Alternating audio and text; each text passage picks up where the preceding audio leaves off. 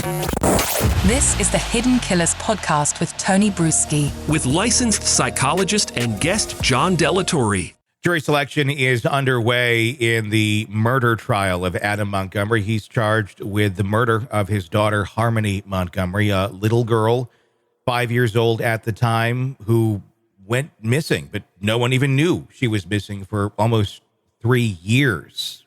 Took that long for authorities to finally close in and say, there's something wrong here.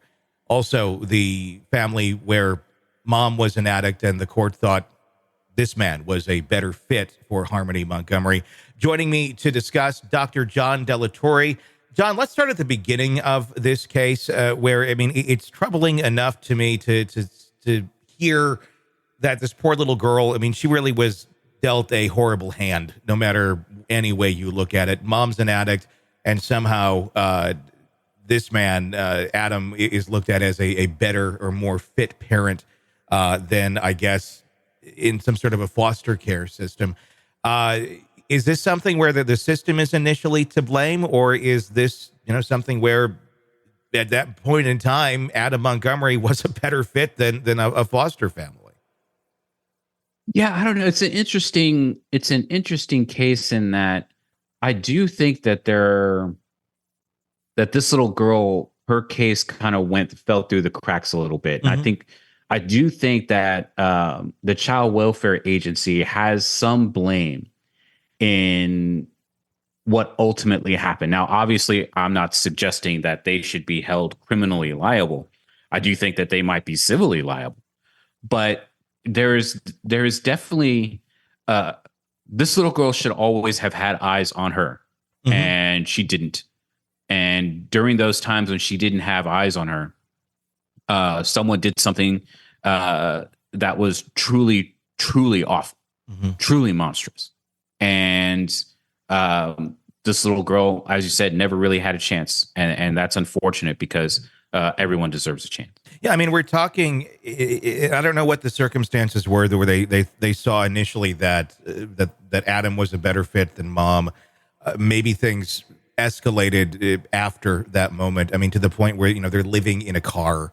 And what obviously happened here, and we've learned in the affidavits and the testimony of many people that were part of the situation or around the situation, Kayla Montgomery and others, the allegations are that, she was wetting herself in the car. Yeah, kids will do that, especially when they don't have access to a bathroom. And that's where he fatally hit her and then carried her around in a duffel bag for months and months and months, and didn't seem to have really any qualms about it, including the girlfriend being part of it, just kind of going along with this way of thinking. Is this a scary, scary look into the world of addicts and what they're capable of doing? Or is this, what are we looking at here with someone that was capable of doing something like this for such a long period of time, and then seeming to have little to no regard whatsoever when being confronted about it? Yeah, I think it actually goes the other way. I think we're looking into a world in which an individual is capable of violence, but for whatever reason is mostly restrained until they start using the drugs. Drugs don't ever really make you violent, not really. What they do is they lower your inhibitions and you can engage in behaviors that you wouldn't have done if you weren't on those drugs. And so I think what we see here is someone who was possibly very abusive just in general. Mm-hmm. And the drugs that he was using made him even more so. It's a very troubling case anyway. Anyway, you look at it. When we're going to be, taking this now to trial, all this evidence is going to be coming out. Is there anything, I guess, to be learned on this in terms of child welfare, of what can be done better next time. I mean, the fact that this little girl was missing for 3 years, I mean, it says a lot that there wasn't anyone in her life to raise the red flag for the most part, to say there's something wrong here, that this girl has not been missing for a week, but literally about 3 years before that actually came to light. It makes you wonder how many other little girls like this are out there. How many other little Kaylas are missing that we are completely unaware of because of an overloaded system? Too many little boys and girls have gone missing. Too many little boys and girls have been abused, have been discarded, have been killed, murdered. There's too many of them to even possibly count. And so I think this is another one of those tragic cases that reveal just how underfunded and overworked the child welfare system is. But also, I'm not trying to excuse some of the case managers here, but this also goes to show you that sometimes, yes, you do have to pick the lesser of two evils to keep families intact. But if you're going to do something like that, then you need to make sure that you're constant, that person that you put in the lesser of two evils, that you're constantly monitoring them. You can't lose sight of those individuals, because stuff like this happens.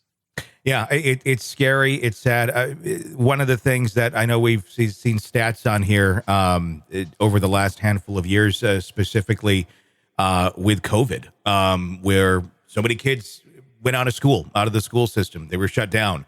And then everybody goes back into school, but there's a lot that never returned. And where are those kids? There's certainly not enough case managers out there to take a look at this. Why is it? I mean, this seems to be a very ongoing black eye in our country that we have in terms of our care for children, especially the less fortunate kids that are unfortunately in the care of mentally ill parents. And we just kind of, well, good luck. See, hopefully you show back up at school. Does there need to be more resources put into this area? And why aren't there more resources in this area looking after our most valuable asset, our kids? Well, it's a double-edged sword, honestly. It's a double-edged sword, because you could easily put more money into child welfare systems, but then whose agenda is going to be,